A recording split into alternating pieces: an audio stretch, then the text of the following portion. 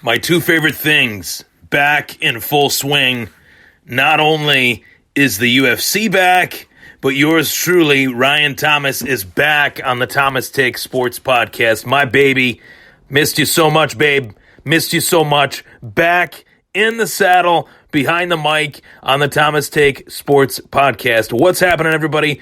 I'm Ryan Thomas here live, recording a new edition of the Thomas Take Sports Podcast. And we got some really positive news, finally, to report on the show. Something that the majority of MMA fans know, that they get MMA coverage from yours truly, Ryan Thomas, behind the mic. So, UFC 249 is official again. UFC 249 will be hosted in sunny Jacksonville, Florida. The UFC announced that not only will they return for the May 9th fight card in Jacksonville, but May 13th and May 16th, there will also be fights put on by the number one MMA organization in the world today, the Ultimate Fighting Championship. Let's get right down to it. Let's dive into the fight card that is UFC 249. Tony Ferguson and Justin Gaethje will be the main event for the interim UFC lightweight title. And there are a lot of fans kind of saying, what the hell is going on with that? Why are we even putting that interim lightweight title on the line? Well, you got to have a number one contenders fight if Khabib can't fight, and Khabib can't fight. So in the interim, you put up an interim belt, help these guys get big main event title fight money, and onward and upward, you manufacture that belt, and it's a number one contenders belt. For whoever wins this fight, they could wrap it around their waist and say, I'm the true champ, Khabib couldn't fight, blah, blah, blah. So Tony Ferguson and Justin Gaethje being a true warrior, stepping up to the plate, taking this fight. This is not the easiest fight for anyone, let alone on 19, 20 days notice when he first originally took the rumblings. We started to hear about Gaethje taking this fight started then, and they've only continued, and now here we are with Gaethje getting the opportunity to fight Tony Ferguson. This is a terrible matchup for Justin Gaethje. I will dive into that as this podcast goes on, but for the folks at home, let's just dive into the fight card itself. Main event, as I said, for the UFC interim lightweight championship, you do have Tony Ferguson versus Justin Gaethje. The co-main event, a fight that I've always wanted to see, a fight that we're finally getting after years upon years of bad blood between UFC bantamweight champion, the former champ, Triple C, the king of cringe, Henry Cejudo versus Dominick Cruz, arguably the greatest MMA bantamweight to ever do it, to ever step into the octagon in the 135-pound weight class, bantamweight weight class in mixed martial arts. Dominick Cruz, after a 3-4 year layoff, coming off of a title fight loss to Cody Garbrandt a few years back, gets an opportunity to step right in, get this title fight, and to rectify something that he has always believed, that he is the man to beat Henry Cejudo. I just love the push that this fight is getting. I love that this fight is actually happening. I feel like it's a great stylistic matchup. I don't know if Cruz has ever faced a forward fighter like Henry Cejudo, and I don't know if Henry Cejudo has ever faced a fighter as elusive and as durable as Dominick Cruz. So this is a fantastic fight for the UFC Bantamweight Championship. Then you have two heavyweights, two slobber knockers going head-to-head finally. Francis Ngannou versus Jared Rozenstruik. These guys signed on the bottom line to fight at a UFC Fight Night. Unfortunately, due to the COVID-19 pandemic, they were not able to put on the gloves and do battle in the octagon. But that fight will happen May 9th at this event. Jeremy Stephens versus Calvin Kattar. Jeremy Stephens coming off of a very odd loss against Yair Rodriguez. Calvin Kattar trying to climb up the ranks, trying to get a big name under his resume. Jeremy Stephens has been that, the little heathen, fighting in the UFC for quite some time, 15 years as a matter of fact. Few fighters in the UFC today have put together a run like Jeremy Stephens has across multiple weight classes. Very durable guy, very strong guy, and one of the hardest punchers in the UFC today at any weight class. Then you have De Castro versus Greg Hardy. And you look at Greg Hardy, and I've let my opinion be known of Greg Hardy. Jorgen De Castro versus Greg Hardy. This is essentially, I look at it as another experiment in the Greg Hardy experiment, another chapter, I guess you could say, pardon me, in the Greg Hardy experiment. You have a real big opportunity for Greg Hardy, though, to notch another win. I'll be honest with you. I'm not too crazy about Greg Hardy being in the UFC. I can't sugarcoat it. I'm not a fan of him. Not a fan of the things that he's done as a person. Everybody deserves a second chance, I guess, but I can't understand it from a marketing standpoint, from a business standpoint. I just don't get it. But the UFC continues to churn him out there, and hopefully someday, they understand how this looks bad. I hope someday. I don't know if they ever will, but you have to hold out hope that someday they will look at this and say, well, maybe we made a mistake here. Maybe we shouldn't have done this. He was pretty much stripped of a win in one of his last fights due to punching or kneeing a downed opponent, I believe it was. Kneeing a downed opponent, yes. And that just showed to me that this guy doesn't even respect the sport, doesn't respect the rules, doesn't respect his opponents, and just doesn't have respect for anybody. I don't see a guy like that ever becoming a redeeming individual. And I hate to say that, but it is what it is. Then on Big ESPN, because the pay-per-view is on ESPN Plus, as everybody knows, but throwing this out there, on Big ESPN, not on ESPN Plus, on Big ESPN, you have Donald Cowboy Cerrone coming off of a loss to Conor McGregor, a loss to Tony Ferguson, and a loss to Justin Gaethje, taking on Anthony Pettis at welterweight. This is a rematch of a fight that previously took place at lightweight, and many years later, this fight will take place again. I have let my opinions be known on Donald Cerrone. I'm a big fan of Cerrone. I always have been, and I always will be. I just feel like he's got nothing left to prove. He's back in the octagon again, fighting an opponent that he's already lost to, coming off of a 3-fight losing streak. Logistically, I just don't see how this fight really makes that much sense for Cerrone. But here we are. He's taking on Anthony Pettis. Will I obviously sign up to watch this pay-per-view? Of course. I'm starving for UFC action. I'm starving for sports action. The latest sports thing that I got to watch was a bunch of players get drafted from inside their homes. I need true, actual action, true fights, true winning and losing, things that actually are sports, quote-unquote, contests. And that's what we'll see May 9th in Jacksonville from UFC 249. Big ups to Dana White as well. I want to throw a big shout out to Dana White. He put this together, worked so hard to go up against the standard snowflake politicians that were prohibiting him from putting this event on.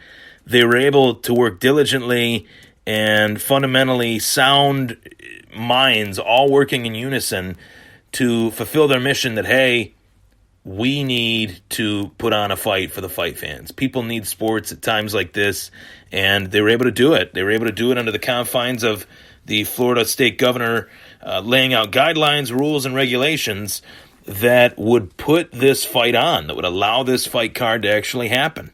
If WrestleMania in Orlando, Florida could happen at the WWE Performance Center, I don't see the justification for how UFC 249 shouldn't happen. This has to happen. We need fights. We need these fights back on, ready and raring to go, and that's what we're going to get. That's what we're going to see. So UFC 249, May 9th, I just dove into the main card, dove into Donald Cerrone and Anthony Pettis headlining the prelims. For Donald Cerrone to fight the biggest fight in the business and then lose it in quick fashion, and to go to the main event of the prelim card on national TV. Granted, he will be headlining a national TV card, if you will, being that it is the preliminary card, and it is a card on the prelims that is pretty solid, actually. And we'll dive into that in just a second, but it just shows you the business of MMA. 1 minute you're fighting on a main event on the biggest stage, Conor McGregor's comeback fight. You lose that fight in pretty devastating fashion, and then you move back down the ladder and headline the prelim.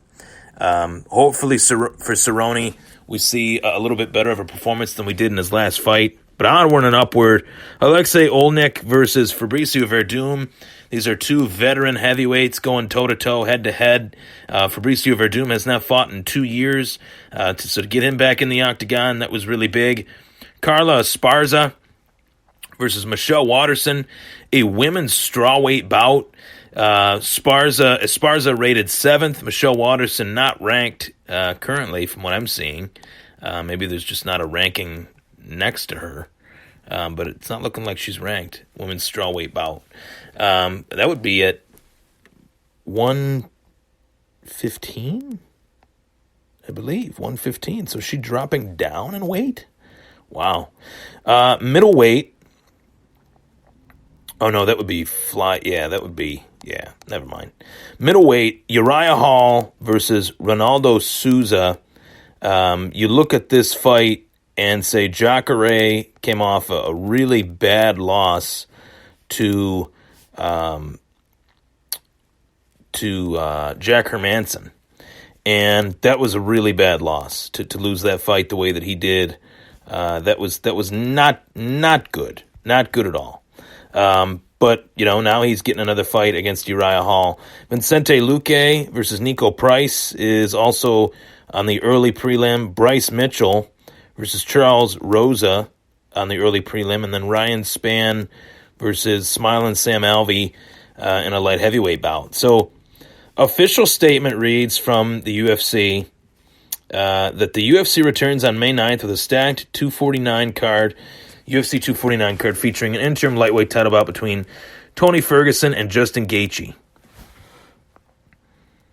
And, these two fights between Tony Ferguson and Justin Gaethje, as well as Henry Cejudo versus Dominic Cruz, it's a phenomenal two fights. For the fact that Justin Gaethje, that fight is put together relatively on a whim. You have this unprecedented situation within the world. Certain fighters internationally cannot come into the United States and fight because their countries are closed, i.e., example, Habib, which put the Habib and Tony fight on the back burner yet again.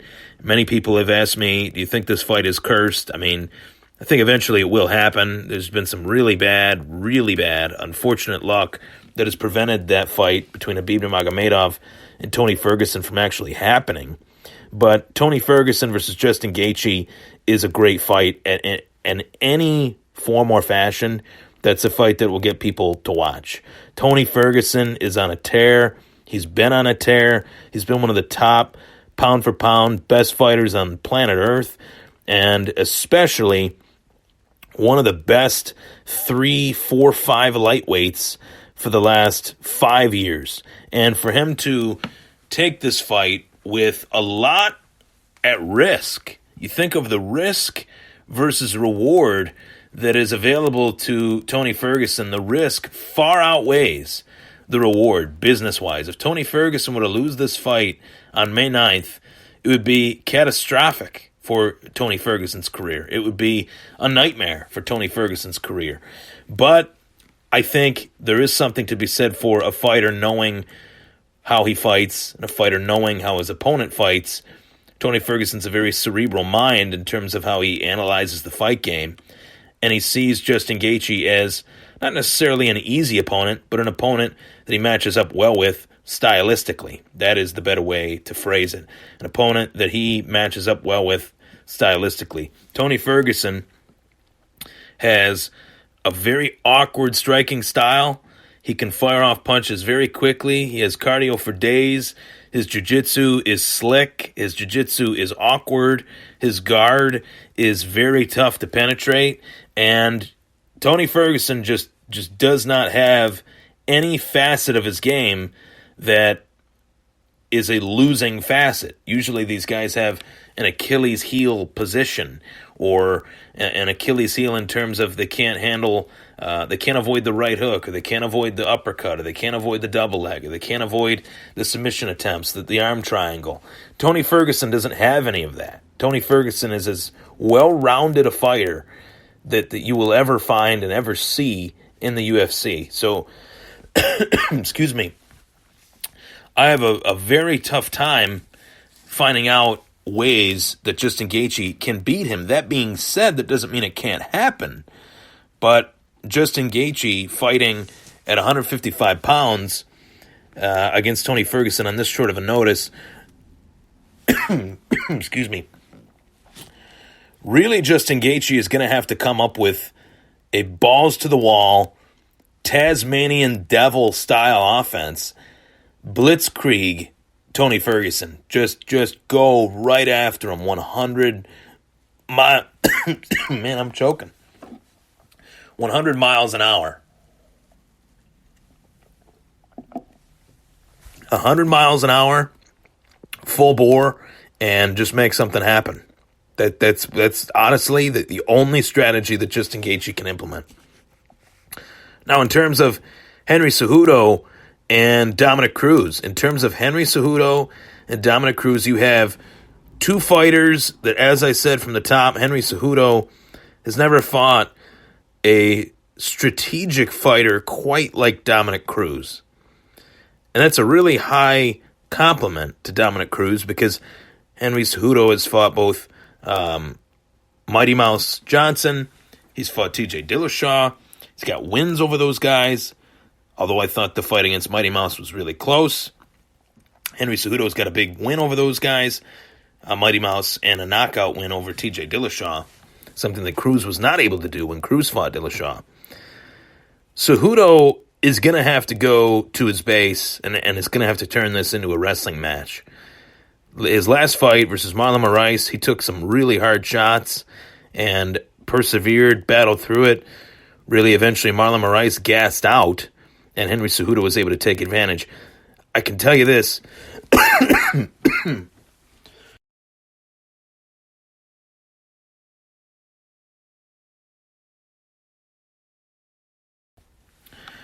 I can tell you this. That will not happen versus Dominic Cruz. That won't happen. Dominic Cruz will fight to his strengths. Dominic Cruz will stick to the game plan. Dominic Cruz will do what Dominic Cruz has done the last 10, 15 years.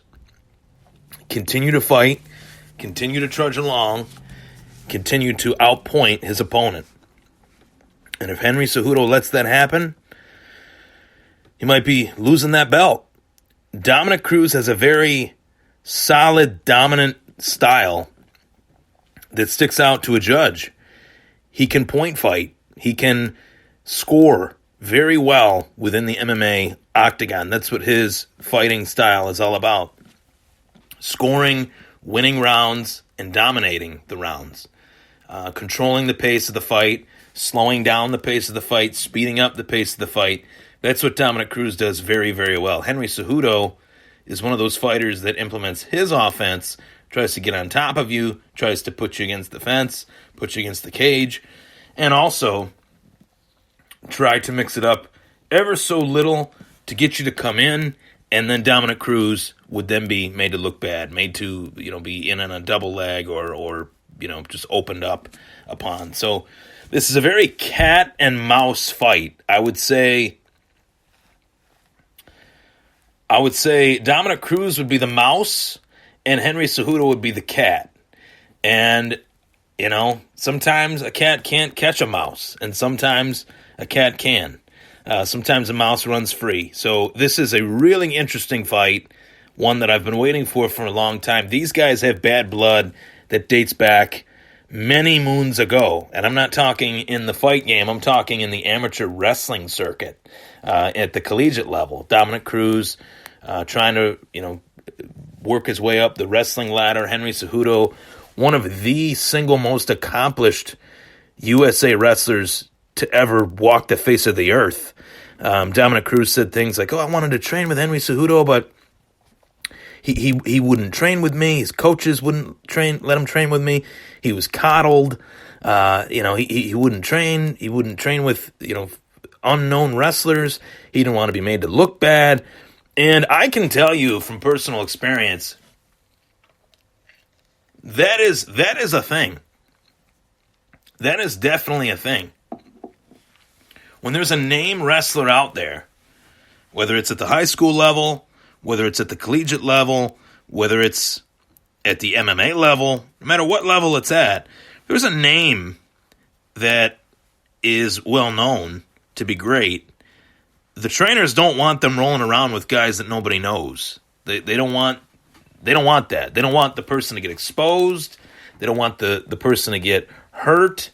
And in this case, Henry Cejudo, his trainers didn't want him to get exposed. His trainers didn't want him to get hurt by someone that is a no-name, by someone like Dominic Cruz at that time, who was wrestling at that time. And it's very funny because now you fast forward into their MMA careers, Dominic Cruz is not known as a wrestler. He's got great wrestling, really great timing on his wrestling. And that's really what it's about in MMA, timing within your wrestling. Just ask George St. Pierre.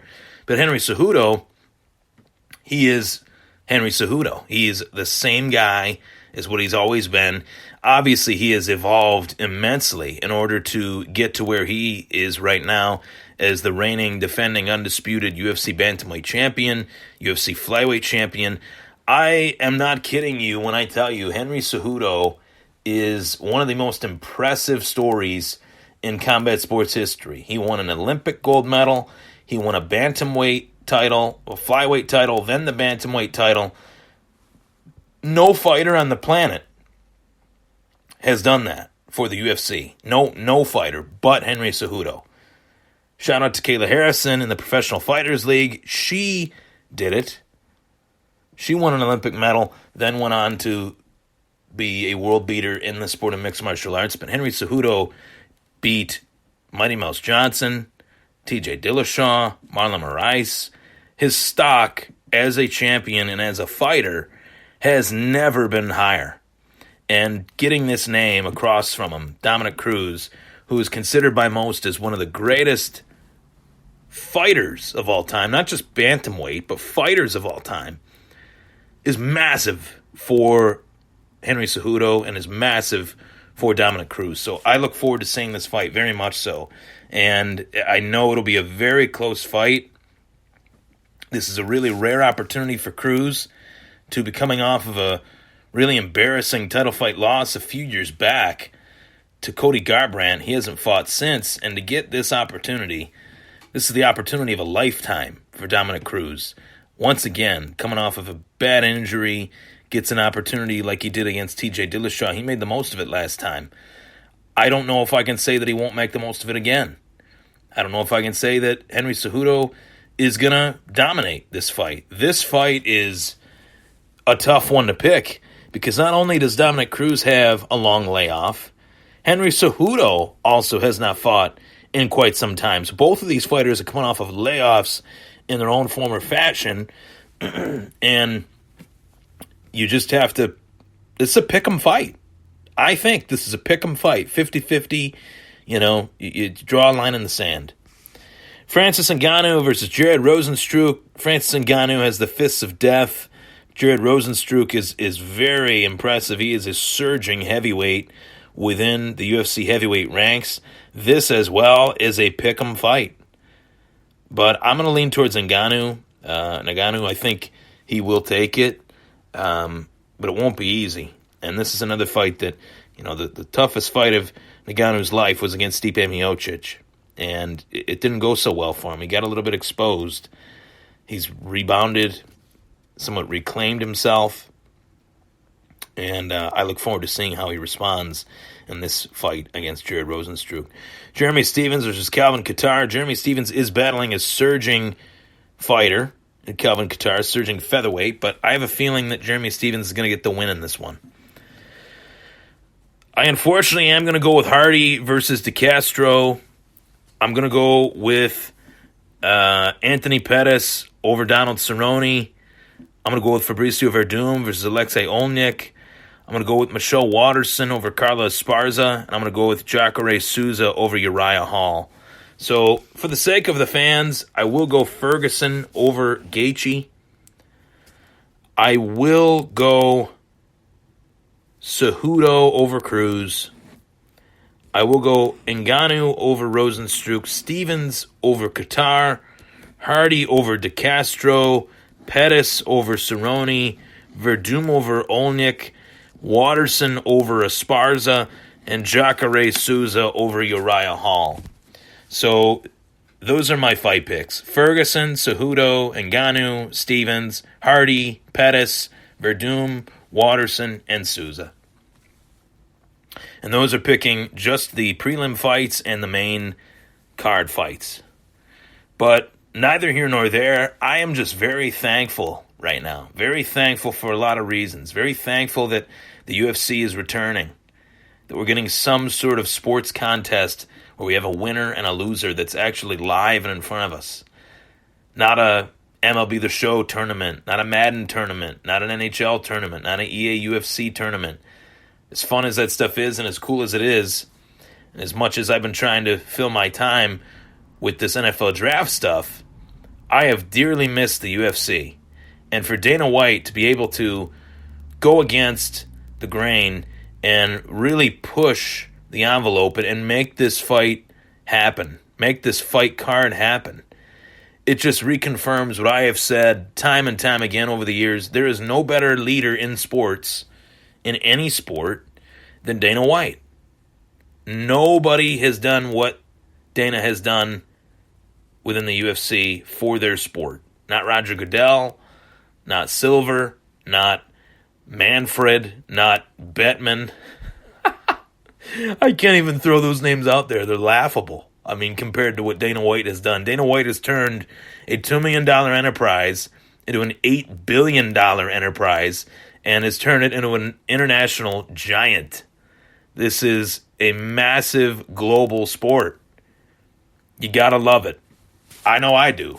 And following it from day one, essentially, as far back as my memory goes, never ever seeing a COVID-19 pandemic as something that would actually happen, and knowing that the UFC, the little engine that could, is now the big kahuna. That is pretty awesome to me. That is awesome. Over any other sport, the UFC still able to trudge along. Mixed martial arts within the UFC still able to trudge along. This shows that the UFC is ahead in terms of being the worldwide leader in mixed martial arts. You have other organizations that close their doors. The UFC said, no, if we can make events happen, we're going to do it. And it's a huge credit to Dana White. Dana White deserves a lot of credit for this. You can throw criticisms at Dana White on occasion, and most of the time, you know, I would understand it to an extent. But under this situation, Dana White, man, thank you. Thank you so much. Honestly, I cannot say it enough. For Dana to put this fight card together, it's fantastic. It is everything that you would ever want from the guy that is running your favorite sport or one of your favorite sports. And, you know, I could, you know what? I'll throw this out there for Roger Goodell as well. You know, for the NFL draft to continue the way that it did, good on him as well.